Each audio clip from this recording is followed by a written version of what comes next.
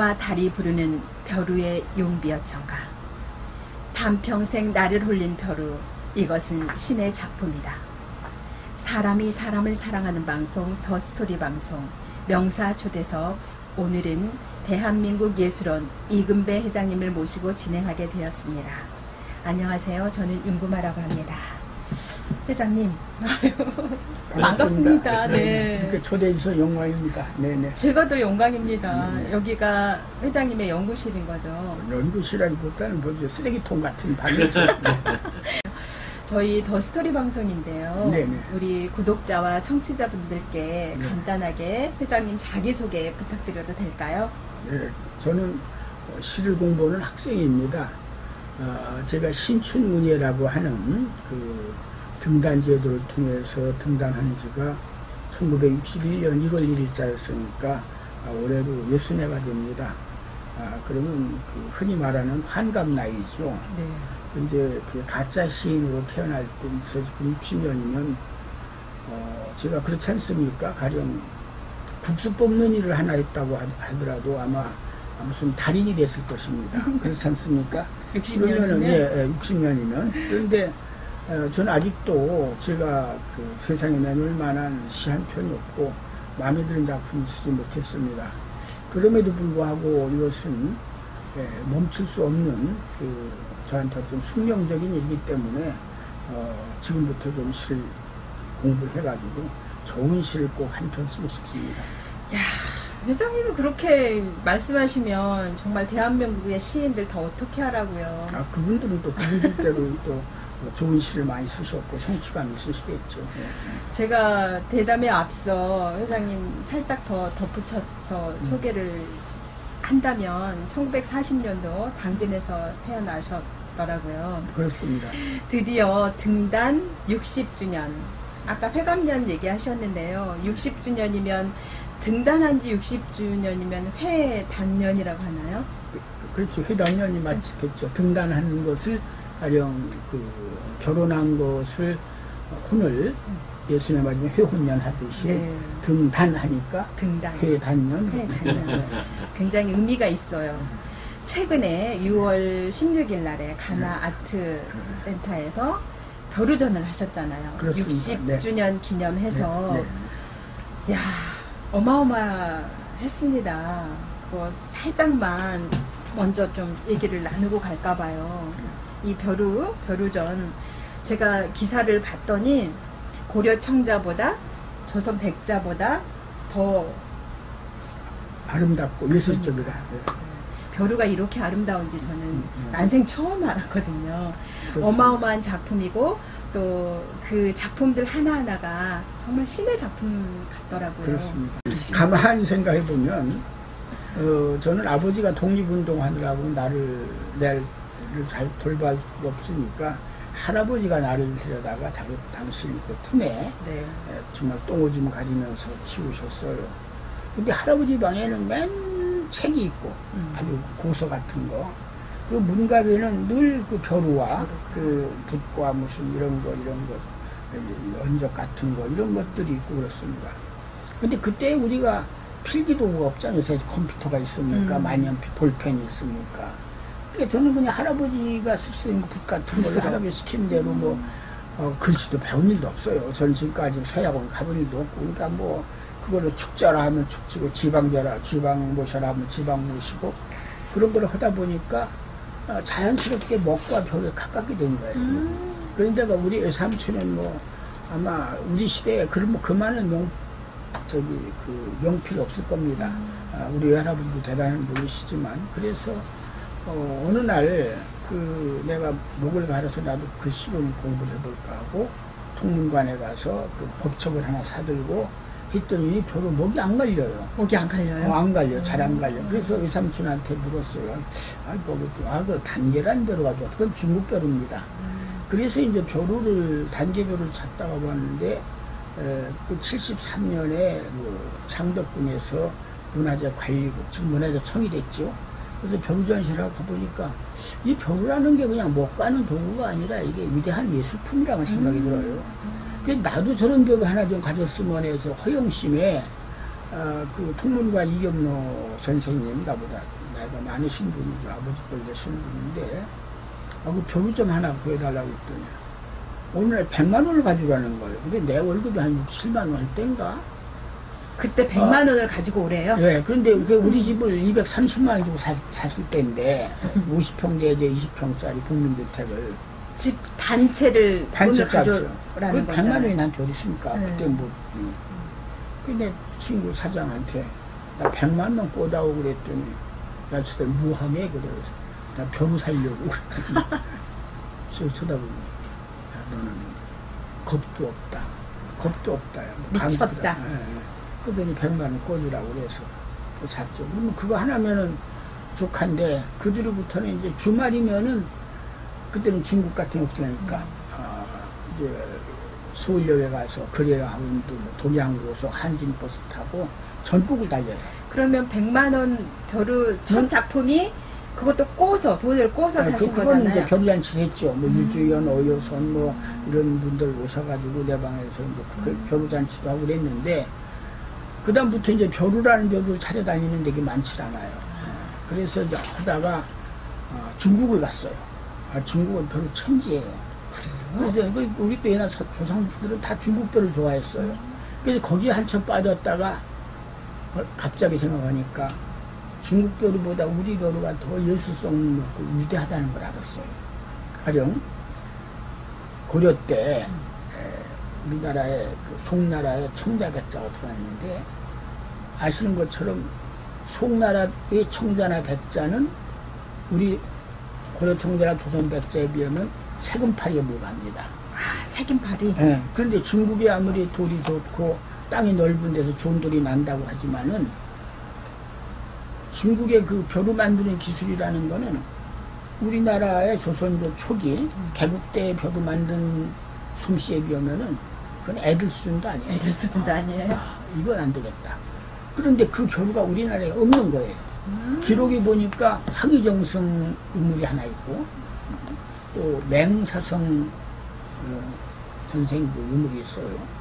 그럼 그분들은 고려 때 태어나서 고려 때 벼슬도 한 분인데 조선 왕조의 초기에 그 개국 때 큰 벼슬 정승을 한 분들 아닙니까? 야, 이런 불가사의가 있나? 명나라는 우리하고 별로 나이가 한 30년밖에 차이가 안 되지만 중국은 이제 당송 그렇지 않습니까? 당나라, 송나라, 중국 가서 아무리 봐도 우리나라 이 조선 이런 경우의 그런 솜씨, 이런 위대한 이런 예술 작품을 만나질 못했어요.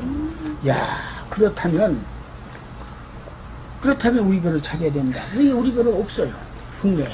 그러니까 지금 회장님 이런 벼루가 다 회장님이 소장하시는 벼루잖아요. 네, 그렇습니다. 이게 없어요. 네. 없어가지고 보니까 전부 일본에 간 거야. 우리 벼루가 임진왜란 때 애들 다 쓸어갖고 그리로 쓸어갖고 그런 거야. 나쁘다. 그래가지고 일본 또 그리고 중국에서도 덜어 나와요. 이게 이제 첫째는 이 벼루를 조선 왕조 초기에 만들 때 왕실을 위해서 만들었고 두 번째가 이제 아주 개국 공신들한테 주는 선물이었고 세 번째는 그때는 뭐 서양하고는 관계가 없으니까 중국의 사신들 그것도 이제 상대방의 나라의 황제한테 보내는 공물 중에 이제 벼루가 들어요.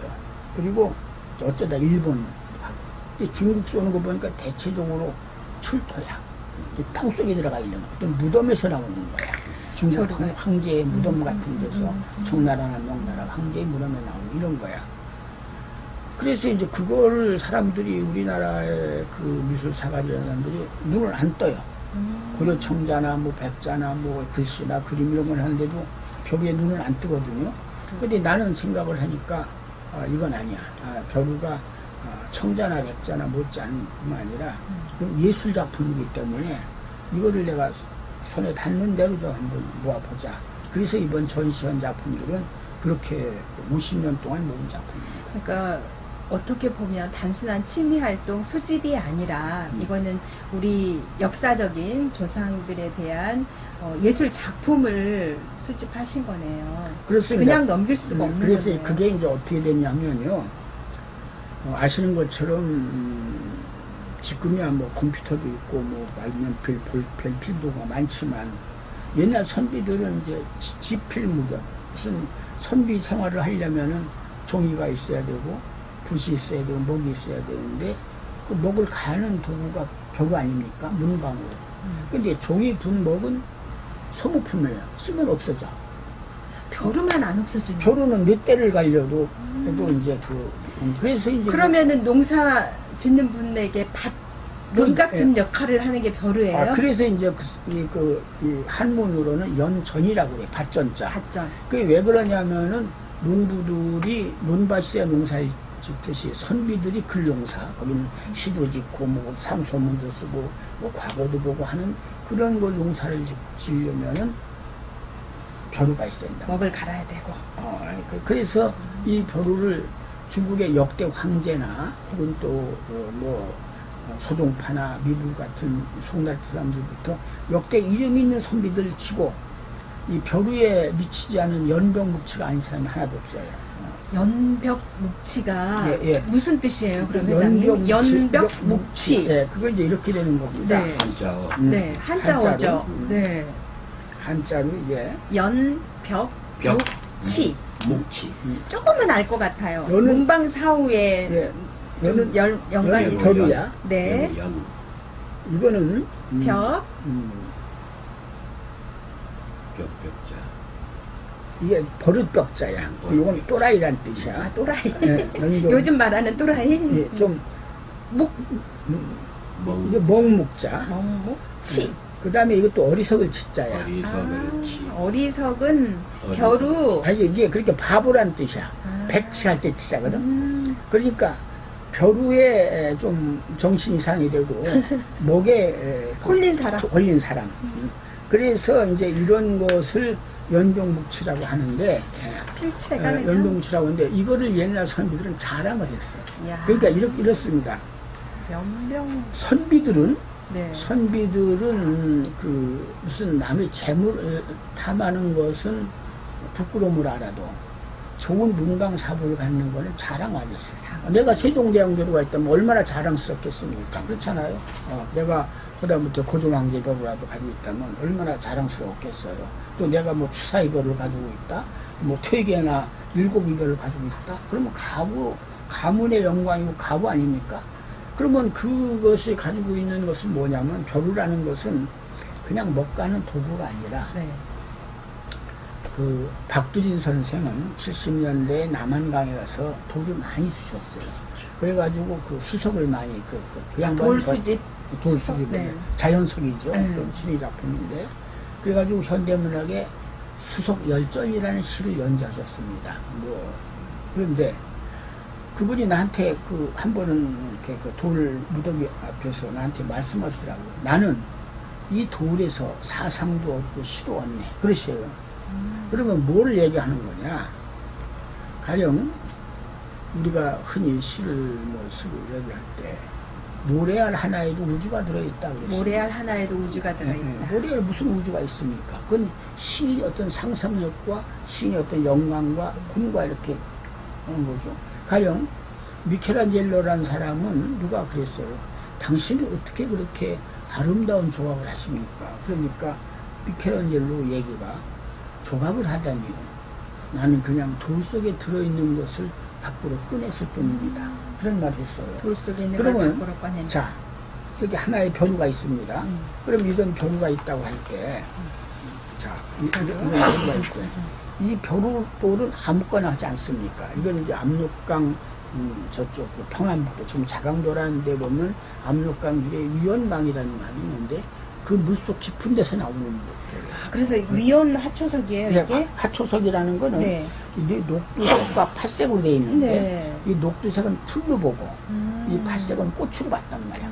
근데 꽃과 풀 그래서 위온 하초석이라 이런 거. 근데 못 가는데 또 잘 갈려. 그래서 아주 단계만 못지않다 위온 단계라고까지 하는데 그럼 이런 돌 하나를 그 벼루에 적합한 돌이 따로 있습니다. 우리가 칼을 갈 때도 아무 돌이나 가는 게 아니라 숫돌이라는 돌 하나가 있어요. 다른 데는 안 갈립니다. 그렇듯이 목을 잘 가는 돌도 특별한 돌이어야 됩니다. 그런데 그런 명석을, 그걸 좋은 돌을 찾기 위해서는 얼마나 많은 시간도 보내야 되고 그걸 구하기 위해서 애를 쓰겠습니까? 그럼 내가 벼루 장인이라고 할 때, 그래서 첫째는 좋은 돌을 구해야 돼. 가령 어떤 이름 있는 재료가 좋아야 되는 디자이너가 있다고 합시다. 그럼 그 사람이 옷을 만들기 아무거나 위해서는. 만듭니까? 허름한 소창 같은데 이런 데다 해가지고 하지 않거든요. 가령 뭐 좋은 비단, 또 좋은 옷감, 좋은 자료 이렇게 하든 또 목수도 이렇게 무슨 가구나 이런 걸 만들 때 좋은 나무가 있어야 되듯이 벼루를 만들려면 좋은 재료가 진짜 필요합니다. 회장님, 예, 예. 벼루 얘기하면 3박 4일에도 모자랄 것 같아요. 그래서 그쵸? 그럼 할 얘기가 너무 많은데 그러니까. 이제 가장 중요한 거는 필체 아까 연병묵치 우리 회장님 써주셨는데 윤구마도 이렇게 멋지게 써주셨잖아요. 어떻게 보면 회장님은 태어나는 순간부터 운명적으로 벼루와 사랑에 빠질 수 있었던 분위기, 환경이었던 것 같습니다. 그러니까 그게 이제 내가 가정한 게 그렇겠죠. 내가 할아버지의 그 목냄새 가령 내가 그 얘기하죠. 그 헬만에세가 4살 때 자기 할아버지 서고에 들어가서 4살 때 뭐 글도 모르죠. 그 책을 만지는 것부터 자기가 이제 신이 되는 영감을 받습니다. 사르트르 같은 사람도 2살 때인가 자기 할아버지가 대단한 학자죠. 거기 가서 공부를 해서 그 사팔뜨기고 못생겼는데도 그렇게 대단한 문호가 됐지 않습니까? 그런데 나도 우리 할아버지가 학자시고 그런 목냄새 할아버지 지금은 그게 목냄새가 그때는 목냄새 맡지도 못했지만은 그게 아마 거기에 내가 쩔어서 그 귀신이 그 나한테 따라온 것 같아요. 사르트르, 헤세, 대한민국에는 금배.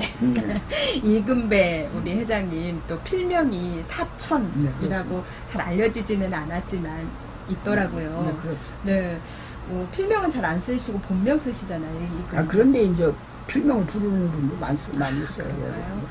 제가 이제 좀 덧붙입니다 했는데 진도를 너무 많이 못 빼가지고 또 다시 등단 60주년으로 이렇게 거슬러 가서 그럼 1961년도에 이제 등단하신 거잖아요.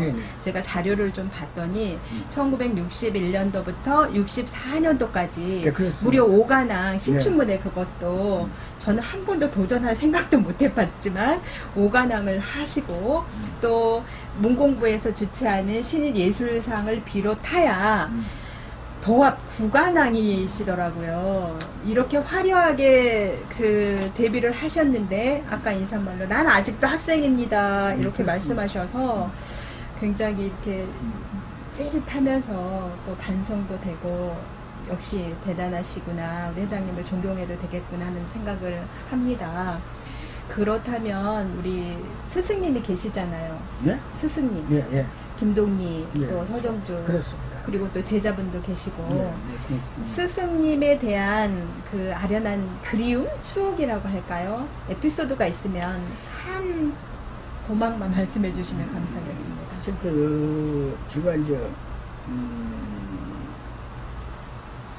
우리가 이제 어릴 때 이제 우리 꼭 김동리 선생이나 서동 선생 또 나한테 사천이라는 표현을 쓴 오상수 스님뿐만 아니라 내가 사천이라고 필명을 지어주신 스승님 오상수 공초상수 그런데 또 나한테 그 신춘에 뽑아주신 분은 또 일성 이승 선생님이라는 분이신데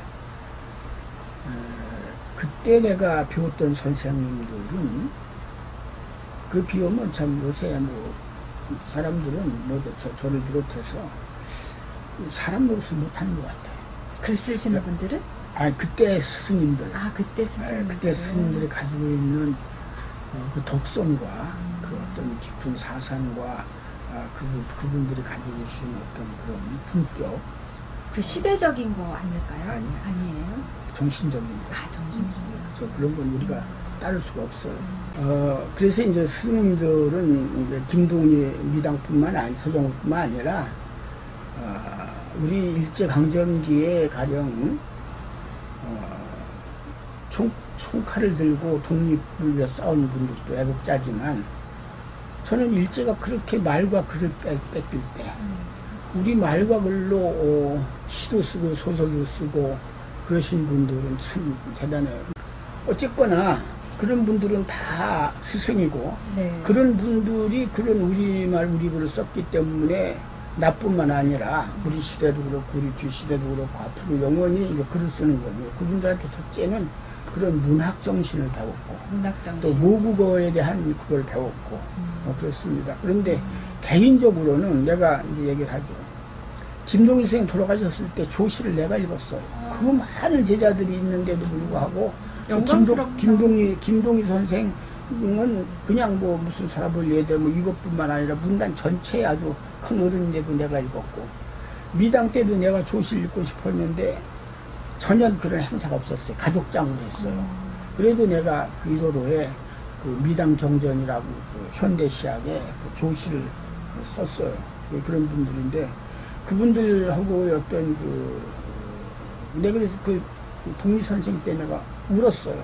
그 읽으면서. 조시 읽으시면서. 그런데 거기 그 대목 이런 대목이 나와요. 선생님 우리 스승이셨고 친구이셨고 애인이셨습니다. 그 말로 끝내겠습니다. 스승이었고 친구, 애인이었습니다. 네. 지금 막 전해오는 것 같은 이런 먹먹한 그런 게 이렇게 딱 밀려오는데, 우리 회장님은 정말 또 수식어가 있더라고. 조숙한 천재. 또 시의 수맥이 마르지 않는 사람. 잠깐의 대담이지만 들으면 들을수록 무슨 귀신에 홀리듯이 저도 이렇게 홀려 들어가는데요.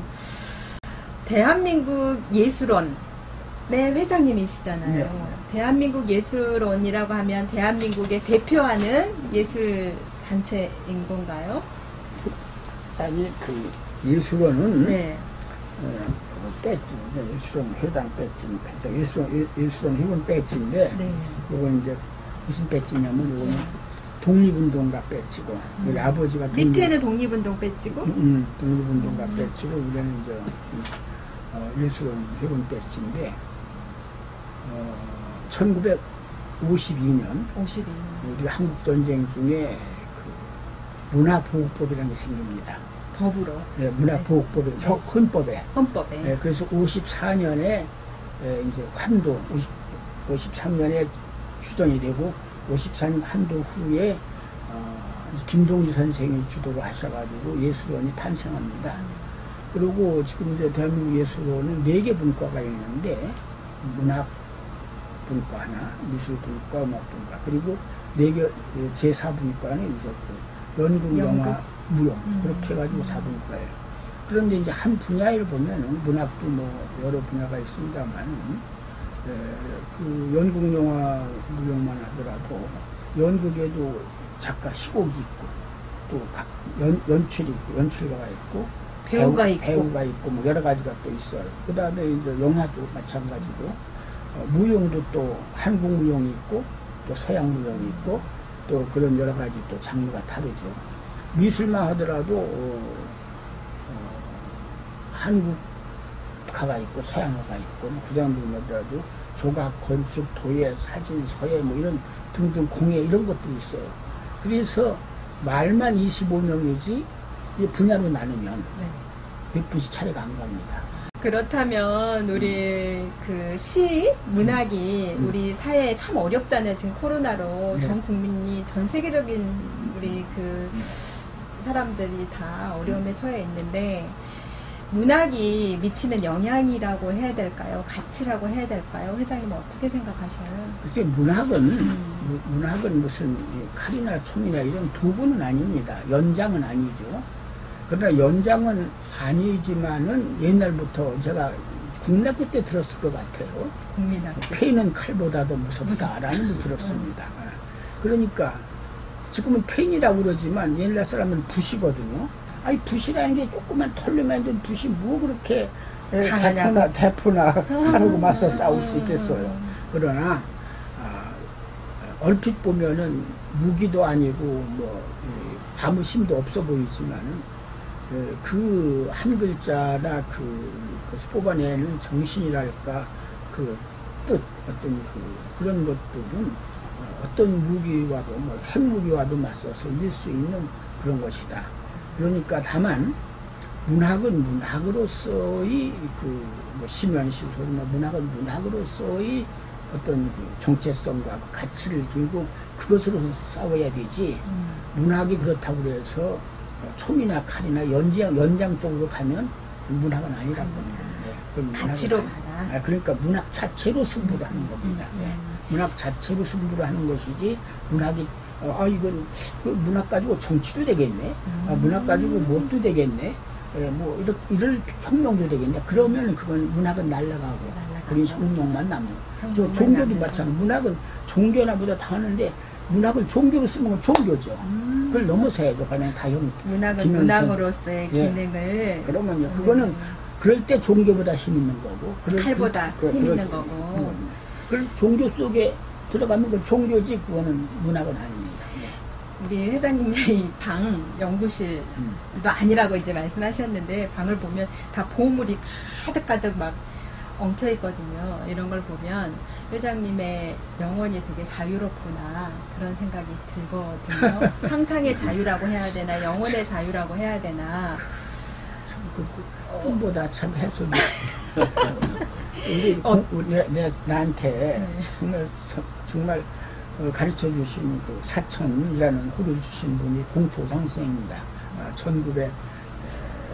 1894년에 태어나서 1963년에 들어가신 분인데 그분은 결혼도 안 했어요. 집도 없었어요. 애도 낳은 일이 없습니다. 사회인으로서 아무것도 안 하신 분이고 잘 데가 없어서 돌아가실 때까지 조계사 헛간방에서 지금 조계사하면 크죠. 그냥 옛날에는 조계사라는 게 조그만 방이고 그냥 이 주말 헛간방에서 끼어서 주무시고 잘 때가 동가식서 가서 하시는 분입니다. 근데 그분이 이제 서울 기자병원에서 임종을 하는데 난 임종 직전에 가서 내가 그 상 탔다고 그 5월 그때 63년이니까 2번 했다니까 아무 그래야지를 썼는데 신춘문예? 아니 문공부 신인 예술상. 그런데 구상 선생이 저는 말이에요. 그런 거를 뭐라고 그러냐면 네.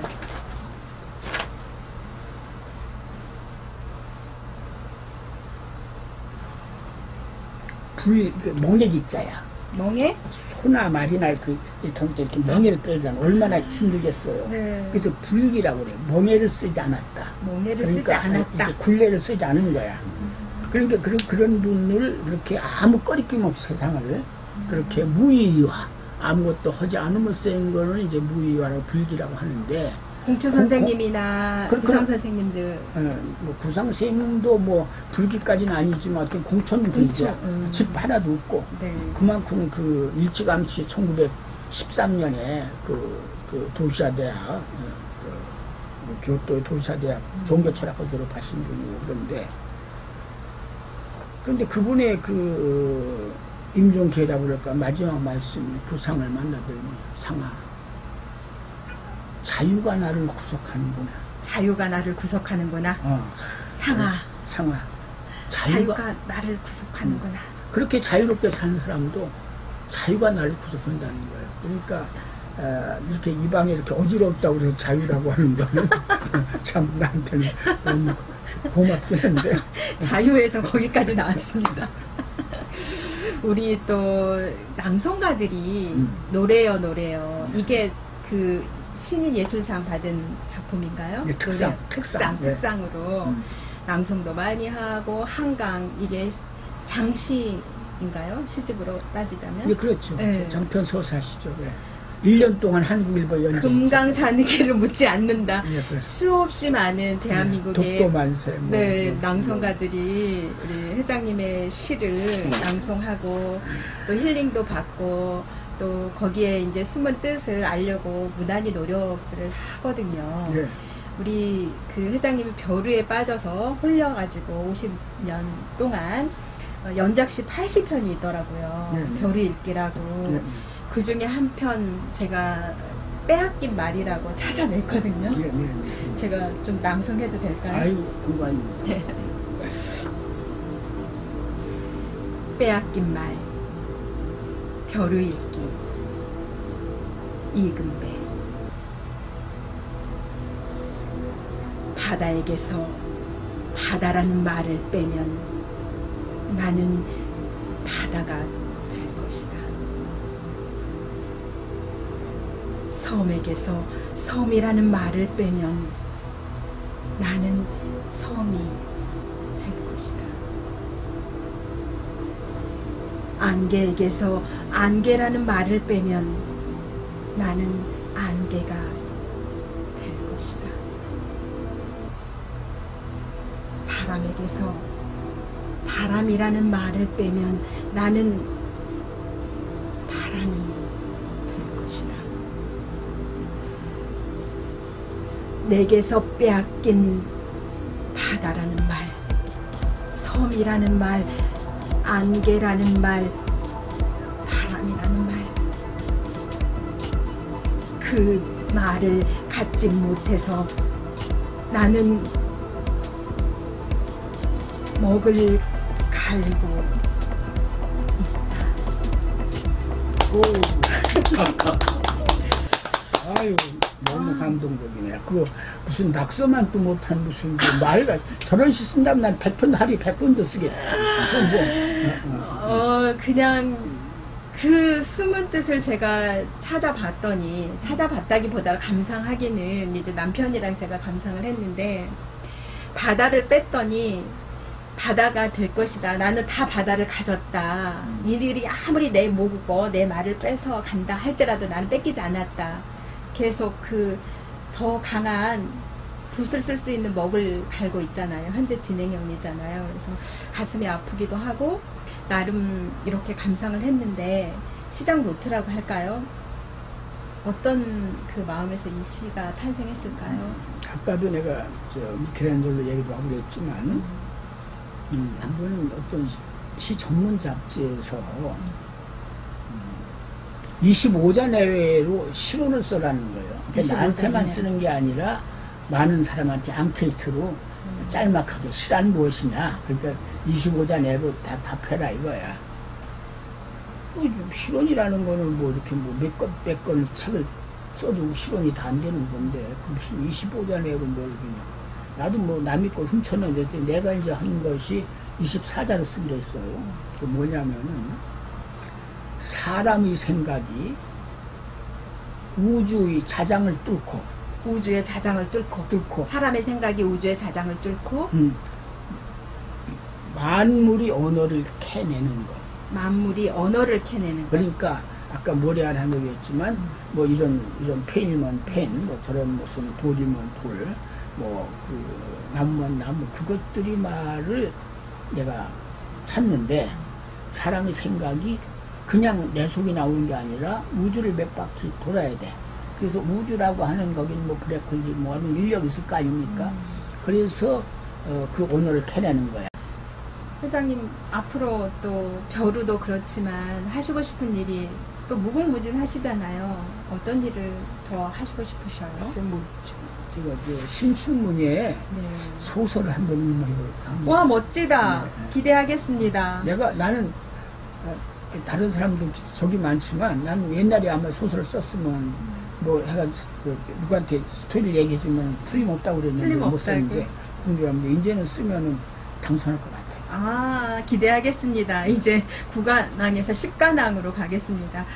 우리 회장님은 그 서울예대, 추계예대, 또 중앙대 재능대학 교수님으로 또 아이들을 많이 가르쳤잖아요, 학생들을. 그렇습니다. 우리 후배나 또 우리 제자들에게 당부에 한 말씀 해주십시오. 너무 어려운 시기라서.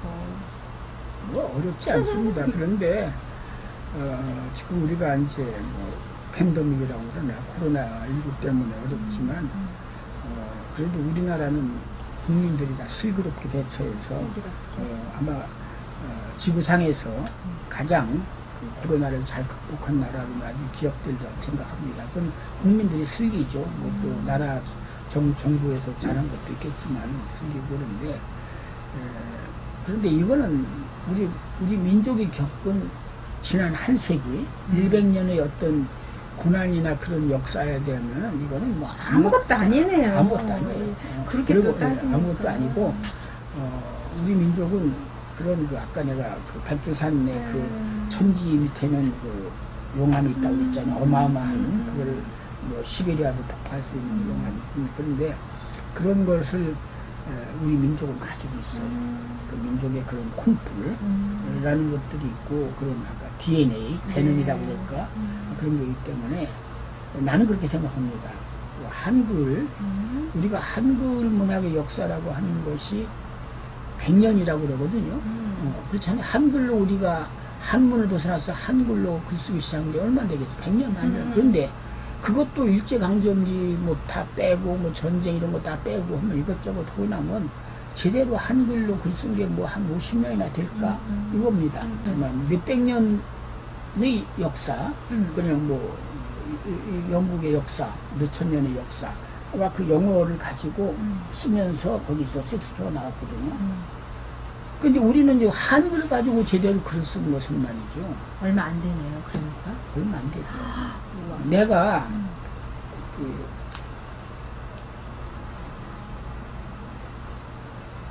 1946년에 송산국민학교 입학했어요. 국민학교? 입학. 당진에 있는 예. 송산. 1446년에 무슨 일이 일어났죠? 뭐지? 세종대왕이 한스? 한글을 반포내가 아, 1446년. 그러면 400년? 500년. 500년? 딱 500년이 되던 해 내가 송산국민학교 입학을 했는데 나는 누구냐? 이 나라 5천년 역사에 최초로 정규 한글 교육을 받은 1호? 1호, 1세대. 그래서 모국어의 원년 세대요. 한글둥이다. 한글둥이. 네, 한글둥이. 그런데 그렇기 때문에 우리 이제 앞으로 얘기하는 제자들과 후배들에게 이제 우리가 이제 노벨상을 왜 못한지 하지만 겨우 우리는 내 나라 글이 있으면서 한글로 쓴 지가 이것밖에 안 되는 거야. 그러니까 이제 앞으로 이 한글이 시대가 되는 건 왜 되냐면은 이제 이게 이 컴퓨터 때문에 언어의 장벽에 대한 의미가 없어졌어. 없어졌기 때문에 그리고 지금 아까도 여기다 뭐가 왔더라고. 그 미국에서 문자가 왔는데 카톡이 왔는데 미국에서 한글을 배우라고 그러는 거고. 그럼 뭐 많잖아요. 그 저기 뭐 투자자. 결국은 회장님은 한글의 우수성. 제자들과 후배들에게 한국인의 위대한 역량, 그 DNA를 가지고 있으니 노벨상도 글감도 있고, 그러니까 노벨상을 꿈꿔라. 꿈꾸는 게 아니라 이제 앞으로 만약 우리가 따는 당상이다. 우리가 저기 500년 전부터 한글을 쓰기 시작했으면 노벨상을 휩쓸었다. 다 먹는 거. 힘을 내시기 바랍니다. 그렇습니다. 한글의 우수성, 모국어의 우수성. 네. 뭐 나는 뭐 책을 많이 읽고 싶은데 책을 많이 못 읽어요. 그래서 이제 그러나 될 수 있으면은 많이 읽고 쓰려고 합니다. 정말 회장님은 살아오면서 살다 보니 후회가 1도 없을 것 같아요. 후회가 1도 없을 것 같은데 저랑 이렇게 대담 그런 사람이 어디 있습니까? 그거는 그냥 느끼기에 그렇다는 얘기예요. 저랑 이렇게 더 스토리 방송 명사 초대석에 대담을 나누었는데 어떠세요? 소감 한 말씀 해주시면. 너무 기쁘고 즐겁습니다. 나 이런 일 내가 난생 처음 해봐가지고 뭔지 모르지만 해간 뭐 나는 즐겁습니다. 이렇게 미인하고 대담을 한다는 거는 참 이게 내가 생각해. 어디 무슨 그 토종비열에 무슨 내가 이렇게 어디로 가면 뭐 누구 만나다도 오늘 아주 좋은 일이 있었던 오늘 긴 너무 감사드립니다. 이렇게 또 저희 유튜브 방송이 있지만 구독자가 그리 많지는 않습니다. 그러나 의미 있는 일이라고 생각을 하고 이렇게 대한민국 예술원 또 회장님 이금배 회장님을 모시고 진행을 했는데요. 우리 청취자분들, 구독자분들께 마무리 인사 부탁드립니다. 아이고 반갑습니다. 이렇게 가진 것도 없는 사람을 이렇게 좋은 프로에 초대해줘서 너무 우선 주최 측에 감사를 드리고요. 이 시청자 여러분께 이 프로그램을 많이 애청해 주시고 또 좋은 많은 성원을 보내주시기 바랍니다. 감사합니다. 감사합니다. 구독 눌러주실 것 같습니다. 회장님 덕분에. 바다에게서 바다라는 말을 빼면 나는 바다가 될 것이다. 사람이 사람을 사랑하는 방송 더스토리 방송 명사 초대석 여기서 대담을 마치도록 하겠습니다. 지금까지 구성 진행의 윤구마, 출연에는 대한민국 예술원 이금배 회장님이 함께해 주셨습니다. 회장님 이렇게 귀한 시간 내주시고 귀한 말씀해 주셔서 감사드립니다. 감사합니다. 함께해 주신 여러분 대단히 감사합니다. 저는 다음 시간에 다시 오겠습니다.